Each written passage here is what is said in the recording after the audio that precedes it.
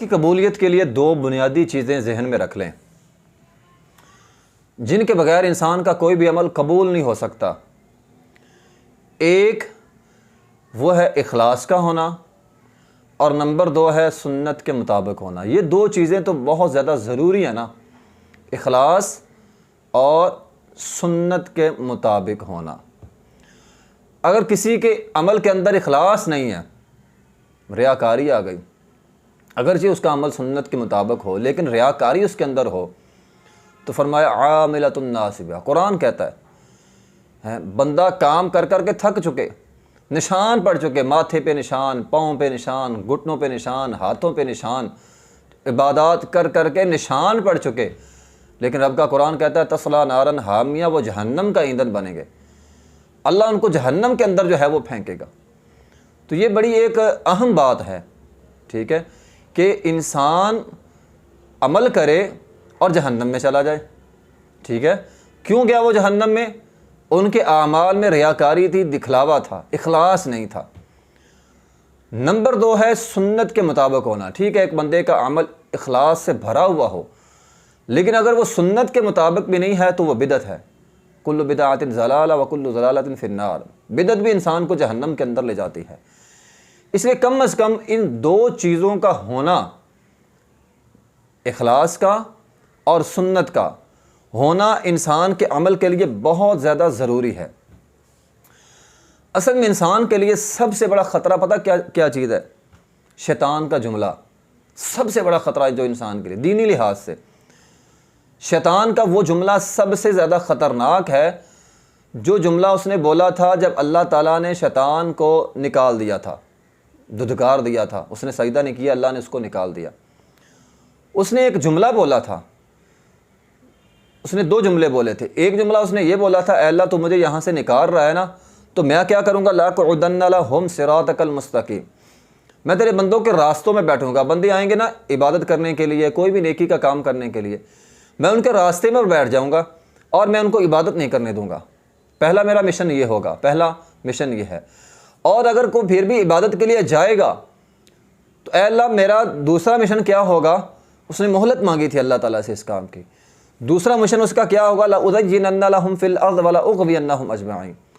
उसने कहा वो नेक काम करेंगे, मैं उन्हें नेकी करने दूंगा, लेकिन उनकी नेकी के अंदर मैं इजाफ़ा शामिल कर दूंगा और इजाफ़े को इतना खूबसूरत बना के, लउज़य्यिनन्ना लहुम, खूबसूरत बना के पेश करूँगा कि बंदे इजाफ़े को दीन का हिस्सा समझ लेंगे और इजाफ़े के साथ काम करेंगे और वह बिदत होगा जिसकी वजह से वो जहन्नम के अंदर चले जाएंगे। आज ये मामला बड़ा हसास है, बड़ा बरीक बीनी पर मुबनी है। बड़े बड़े दीनदार लोग शैतान के इस हमले का शिकार हो चुके हैं। बज़ाहिर वो इबादत करते हैं, इबादत होती भी है, लेकिन उस इबादत में वो जो इजाफ़ा हो रहा होता है ना, इजाफ़ा, उस इजाफ़े की वजह से वो उस अमल, वो जो नेक अमल है वो भी बिदत बन जाता है और इंसान जहन्नम का ईंधन बन रहा है। बड़े बड़े लोग। अब मैं एक मिसाल देता हूँ। मिसाल के तौर पर कूफा की एक मस्जिद थी, उस मस्जिद में चंद लोग बैठे हुए हैं, ये हदीस है सही, चंद लोग बैठे हुए हैं। अब वो कर क्या रहे हैं? अल्लाह का ज़िक्र कर रहे हैं। सुभान अल्लाह पढ़ना, अल्हम्दुलिल्लाह पढ़ना, अल्लाह अकबर पढ़ना, ला इलाहा इल्लल्लाह पढ़ना। अब अगर मैं ये इसकी फ़जीलत बयान करूँ तो बहुत ज़्यादा फ़जीलत है, हमारी बात जो है वो लंबी हो जाएगी। ठीक है, तो सुभान अल्लाह पढ़ना, अल्हम्दुलिल्लाह पढ़ना, अल्लाह अकबर पढ़ना, ये बहुत ही ज़्यादा फ़जीलत वाला अमल, बहुत ज़्यादा फ़जीलत वाला अमल है, इसमें कोई शक नहीं है। अब शैतान यहाँ पे क्या हमला करता है? शैतान हमला ये करता है कि पहले इंसान को रोकता है कि वो कोई सुभान अल्लाह ना पढ़े, अल्हम्दुलिल्लाह ना पढ़े, अल्लाह अकबर ना कहे, ला इलाहा इल्लल्लाह ना पढ़े, ये काम ही ना करे। लेकिन अगर कोई फिर भी करता है तो शैतान काम उन्हें करने देता है, लेकिन उसके अंदर इजाफा शामिल कर देता है। अब वो मस्जिद में बैठे हुए थे, ला इलाहा पढ़ रहे, सुभान अल्लाह पढ़ रहे, शैतान ने इजाफा क्या शामिल किया? अब वो क्या कर रहे हैं? कैंकरियों पर पढ़ रहे हैं। दूसरा, उन्होंने हल्का बनाया हुआ है, मजमा बनाया हुआ है। तीसरा, एक बंदे के मतहत पढ़ रहे हैं, वो कहता है सुभान अल्लाह पढ़ो, सारे 100 मरतबा सुभान अल्लाह पढ़ते हैं। वो कहते हैं अल्हम्दुलिल्लाह पढ़ो, सारे 100 मरतबा अल्हम्दुलिल्लाह पढ़ते हैं, और साथ साथ कैंकरियों पर गिनते भी हैं। अबू मूसा अशअरी रज़ियल्लाहु ताला ने यह मंज़र देखा और कहा, यह मंज़र तो ठीक नहीं है, हम नबी अलैहिस्सलाम के ज़माने में ऐसा नहीं करते थे। ये सोचा, लेकिन उनको रोका नहीं। क्यों नहीं रोका? इसलिए नहीं रोका कि कूफा के अंदर उनसे बड़े आलम मौजूद थे, अब्दुल्ला बिन मसूद रज़ी अल्लाह ताला। और यहाँ ये बात भी हमें पता चली कि अगर कोई बड़ा आलम मौजूद हो ना तो इंसान को मुफ्ती नहीं बनना चाहिए, क्योंकि फतवा देना एक हसास मामला है, दीन का मामला है ना। हर कोई आदमी आजकल सोशल मीडिया पर बैठे हर बंदा जो है वो मुफ्ती बना हुआ है। तो अगर बड़ा आलिम मौजूद है तो छोटे को मुफ्ती नहीं बनना चाहिए, बड़े को तरजीह देनी चाहिए। अबू मूसा अशअरी रज़ी अल्लाह ताला अब्दुल्ला बिन मसूद रज़ी अल्लाह ताला के पास चले गए और उन्हें जाकर कहा कि आप मस्जिद में आए, मस्जिद में आकर देखें क्या हो रहा है। इब्न मसूद रज़ी अल्लाह ताला मस्जिद में आए, ये मंज़र देखा तो बड़े गुस्से में आए और लोगों को कहा, लोगों तुम अभी तक नबी अलैहिस्सलाम के कपड़े बसीदा नहीं हुए, जूते बसीदा नहीं हुए, तुमने बिदात का आगाज़ कर लिया, तुमने गुमराही का आगाज़ कर लिया। ये उनका जुमला था, बड़ा सख्त जुमला था। जैसे ही उन्होंने जुमला बोला, आगे से उनमें से एक बंदा कहने लगा, अब्दुल्ला तू हमें क्यों रोक रहा है, हम तो काम नेक कर रहे हैं, हमारा तो इरादा नेक है, जाओ जाके मस्जिद से बाहर जाकर जो लोग गुनाह कर रहे हैं उनको रोको। आज हम में से भी बहुत से लोगों का यही जवाब होता है, काम हम अच्छा कर रहे हैं, इरादा भी अच्छा है, काम भी अच्छा है। यही जुमला होता है ना लोगों का, ये काम तो मैं गलत नहीं कर रहा, पढ़ तो मैं ला इला रहा हूँ, कुरान ही पढ़ रहा हूँ ना, कुरान पढ़ना कहाँ गलत है, ये फ़लाँ वजीफ़ा करना कहाँ पे गलत है। ठीक है, लोगों का आज भी यही जुमला है, जो जुमला उन्होंने अब्दुल्ला बिन अब्बास रज़ी अल्लाह तआला के सामने बोला था कि हम काम तो अच्छा ही कर रहे हैं, इरादा भी हमारा अच्छा है, काम भी हमारा अच्छा है। ठीक है, तो इरादा और काम का अच्छा होना काफ़ी नहीं है जब तक वो सुन्नत के मुताबिक नहीं होगा। जब तक सुन्नत के मुताबिक नहीं है वो काम अमल कबूल नहीं है। अबू बुर्दा रज़ी अल्लाह ताला अन्हु ईद की नमाज से पहले उन्होंने कुर्बानी कर दी। अब देखिए ना, एक सहाबी रसूल है, एक आम बंदे की बात नहीं कर रहा, सहाबी रसूल ईद की नमाज से पहले कुर्बानी कर दी। नबी सल्लल्लाहु अलैहि वसल्लम ने पूछा, तूने ईद की नमाज से पहले कुर्बानी कर दी? कहा, अल्लाह के रसूल मैंने ये सोचा मैं गरीब इलाके में रहता हूँ, कुर्बानी कर लूँगा, गरीब लोगों को गोश्त तकसीम कर दिया है, ईद की नमाज के बाद वो जल्दी गोश्त खा लेंगे। अब देखो, काम भी अच्छा है, इरादा भी अच्छा है, सहाबी का अमल है, आम बंदे का भी नहीं है, मकसद भी अच्छा है ना, गरीबों को गोश्त खिलाना मकसद अच्छा है, काम भी अच्छा, मकसद भी अच्छा, लेकिन ख़राबी कहाँ पे आई? सुन्नत के मुताबिक। नबी सल्लल्लाहु अलैहि वसल्लम ने फरमाया, मेरी सुन्नत यह है कि ईद की नमाज के बाद कुर्बानी करनी, इसलिए तेरी कुर्बानी नहीं हुई। एक सहाबी अमल करे, काम भी अच्छा, मकसद भी अच्छा, लेकिन वो कुर्बानी नहीं हुई क्योंकि वो सुन्नत के मुताबिक नहीं। फरमाया आम सदका है, कुर्बानी नहीं है ये। तो लाजमी नहीं इंसान का काम भी अच्छा हो, इरादा भी अच्छा हो और वो अच्छा भी हो, उसके अंदर सुन्नत के मुताबिक होना ज़रूरी है।